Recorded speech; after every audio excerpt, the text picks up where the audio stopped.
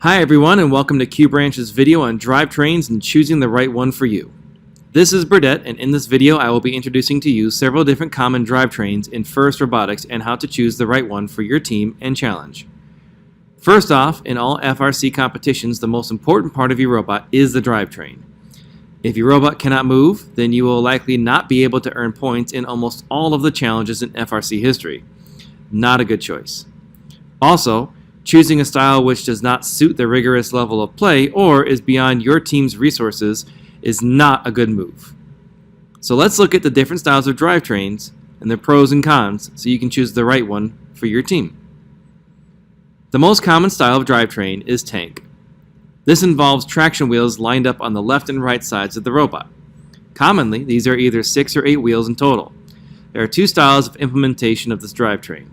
One is to drop the center wheel, if there are 6, by about 1/8 of an inch, or to keep them all at the same level, but put omni wheels on the front, the back, or both sides of the robot.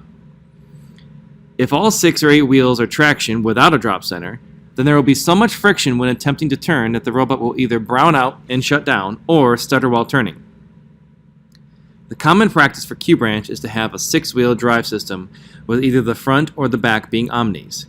This gives the freedom to move smoothly while allowing the driver and autonomous to use what friction there is to drive straight. As a note, a common reference to tank-style drivetrains is to call them West Coast Drive-style tank. This refers to the decision to cantilever the axles as opposed to supporting the outsides of the wheel. Doing this allows for the robot to have a wider wheelbase, increasing stability, but also adds complexity to obeying the rules about bumper support. This style is preferred by QBranch also to change out a wheel should any ever wear down or break due to gameplay. Next up is Omni, Slide, or H-style drivetrains. This style involves all of the wheels being omnis and one wheel and gearbox oriented perpendicular to the others. This gives the driver the ability to move side to side without having to turn the robot. While this is a big plus, the downsides are there is a great reduction in pushing power compared to the tank style. There is a need for more gearboxes compared to tank, which means also more motors and thereby weight. And finally, the amount of skill necessary to drive straight is increased due to the lack of side-to-side traction. The last most common style of drivetrain is known as mecanum. In this style, instead of the 2 gearboxes powering each side, there are 4 independent motors, one at each corner. By the name, this drivetrain requires all wheels to be mecanum style. If you remember from the wheel video, this comes with a note of left or right wheels. So be sure to buy enough of each type, and if one breaks, I hope you have the correct left or right needed wheel. The big upside to this style is the maneuverability. The driver can move the robot in any direction without needing to turn. The big downside to this is the need for more gearboxes. If the center of gravity is off, then the whole drive does not operate as well as planned, and there is virtually no pushing power to the robot. This style, however, can be very handy when the precision of the game piece placement or intake is necessary. Finally, for the bling bling of drivetrains, swerve. Also known as crab-style drive, this operates a lot like mecanum with a motor and gearbox for each corner. However, this style uses traction wheels, which can be turned by a second motor on each corner gearbox, while the other motor makes the wheel spin forward or back. This gives the driver the same maneuverability as mecanum while taking advantage of the traction of tank. Truly the best of both worlds, this is a great drivetrain, but requires a lot of resources. As of 2019, the commercially availability of swerve modules is rare and expensive.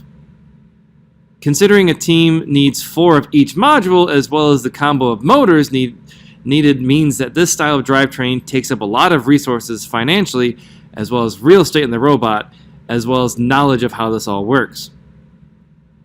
However, if the team has the resources and know-how, they will realize quickly why this is a very sought-after style. Now that you've decided on which style of drivetrain to use, let's move on to the size of the wheels. Larger wheels, such as 8-inch diameter, allow for a higher bottom of your robot. This means that there are obstacles to traverse or bumps in the path, they become a smaller hurdle. However, this also means the speed of the robot will be greater and the torque much lower, so gear accordingly. If the field is flat, then a smaller wheel is perhaps better. With a lower center of gravity, the robot is less likely to tip over in a match. The smaller wheels reduce the speed of the robot, but also do increase the pushing power. Typically, a 6-inch wheel works for most FRC games fairly well. If you wish to use a smaller wheel, then be sure to pay attention to the spacing of the wheels themselves. By this, I mean the center-to-center distance between the robots or the wheels on the robot. Two concerns must be addressed here. First, you want to be sure the wheels are as spaced out as possible to give your robot a good balance, as tipping over in a match typically means your scoring days are over. And second, you want to be sure that you won't get beached on any ramp surfaces. For that first concern, when doing CAD, be sure to put as many wheels as you can fit between the front and back of your bot as possible. This is where the 8-wheel drive can come in handy, perhaps even 10-wheel if you've got room.